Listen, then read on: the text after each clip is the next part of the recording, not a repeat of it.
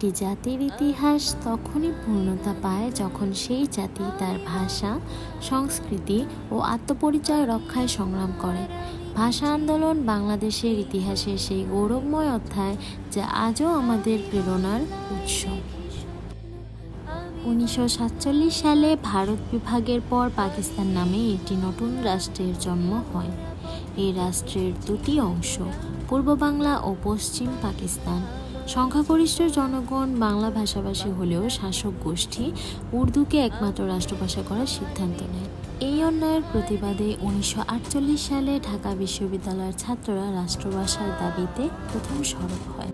তারপর 1952 সালের 21শে ফেব্রুয়ারিতে যখন সরকার 144 ধারা জারি করে সভা সমাবেশ নিষিদ্ধ করে, তখনও ছাত্র জনতা রাস্তায় নামে, গর্জে ওঠে রাষ্ট্রভাষা বাংলা চাই।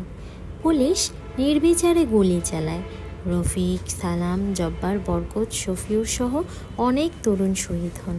ঢাকার রাজপথ রক্তে রঞ্জিত হয়। শহীদদের স্মরণে 1952 সালের 23শে ফেব্রুয়ারি ছাত্রদের উদ্যোগে প্রথম শহীদ মিনার গড়ে তোলা হয়, যেখানে শ্রদ্ধা জানায় পুরো জাতি, যদিও তা পরবর্তীতে ভেঙে ফেলা হয়। কিন্তু আবার মুক্তিযুদ্ধের পর নতুন করে প্রতিষ্ঠিত হয় স্থায়ী শহীদ মিনার। বাংলার মানুষের এই আত্মত্যাগ বিশ্ববাসীকেও নাড়া দেয়। ইউনেস্কো 1999 সালের 21শে ফেব্রুয়ারিকে আন্তর্জাতিক মাতৃভাষা দিবস হিসেবে ঘোষণা করে। তাই আজ পৃথিবীর বিভিন্ন প্রান্তের মানুষ ভাষার মর্যাদা রক্ষার প্রতীক হিসেবে 21শে ফেব্রুয়ারিকে উদযাপন করে থাকে।